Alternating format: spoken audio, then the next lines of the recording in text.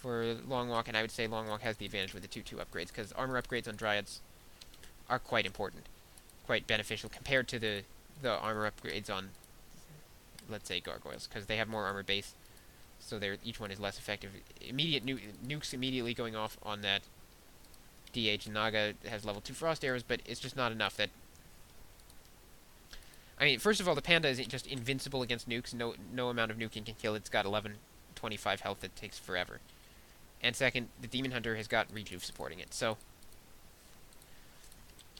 yeah, and again, a poor Drunken Haze. That was not very good. There needs to be some Breath of Fire at the same time in order for this to work for LongWalk. There's some Breath of Fire. Getting the Frostworm, not getting really much, though. And just sort of hanging around here. Needs to build some more units. LongWalk is staying in no upkeep at this point, so playing a little more conservatively, and just working on that hall now. Not really going to be able to take down Acolyte to come out and repair it. Here comes the Panda in. It doesn't have enough for a Haze Fire, just for a Haze. Sorry, just for a Fire. Burn goes off on the Death Knight, so there's not really going to be any nuking going on. And, you know, with Protois trapped in his base, he's not going to be able to do much. LongWalk can expand anywhere he likes. The Shade is going to have a little trouble scouting it. Although he has a Shade parked in the base, so he's going to be able to see where the Wisps goes. There's a nice Breath of Fire on all the Gargoyles. Not quite enough mana for another one. He's almost got it now. So he'll be able to do that again, and that will do some serious damage to the Gargoyles. Although they heal very fast over the Blight, of course, so they're not really going to be feeling it. There's another Breath of Fire. Gargoyles forced to go into Stone Form, and that was not good. Protois pulling out of Stone Form too quickly, not realizing that there was no haze. LongWalk going to lose the... Oh, no, staffing it nicely. And Protois GG's. I think it was over a long time ago, but Protois waiting to GG for some reason. Anyway, that was game 3. Sorry, game 5. So that puts Delta, Team Delta, yes, up 3-2. Now, I'm gonna go ahead and spoil the result of the final game, which wasn't even a game, because yeah, Hanf didn't show, and so there was a loss by forfeit. I hate that. I really don't like that. You know what? You're playing a game. You're representing your sport. Show up for the games, okay? That's really the least you can do.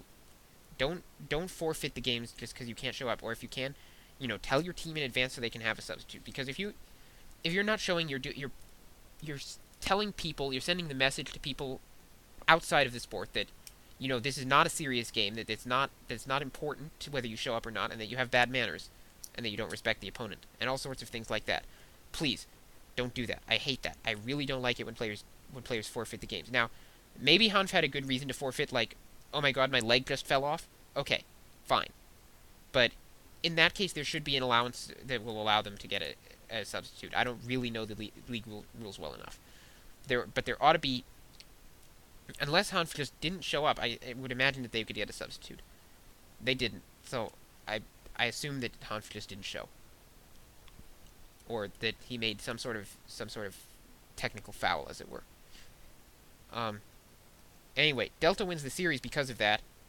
They might have won anyway. LongWalk playing really well, but Delta wins the series 4-2 officially, and that puts them ahead of mTw in the standings in a very disappointing loss for mTw, given that they had much higher hopes for this season now that they had brought in Czech in particular. So,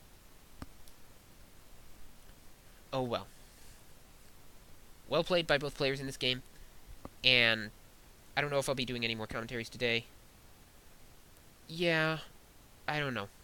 Maybe, maybe not. Let's see, any orders of business, final orders of business to go over?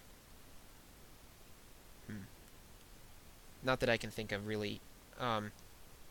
Yeah, like I said in my channel, go to wcreplays.com if you have a copy of Warcraft, and watch Stop's audio commentary on Mass Talons, because he's a much better player than I will ever be. And he's a darn good commentator, probably better than I'll ever be too. So, watch that. It's like an hour and 32 minutes, which is absurd, but yeah. And he tells you all the details of the matchup in much better detail than I will ever be able to do, because I am not as good as he is. Simply put it, to put it simply. So, yeah, I suggest you watch that. It was fun for me to watch it, and interesting to see the differences. He commentated, I think, one game that I commentated. I'm not sure. I can't remember now. But Not in the Mass Talent series, but just outside of that. Anyway, yeah. So, I think that's all for today. I may do one more game, but I don't think so. Anyway, thanks for listening. This is Nanano signing off.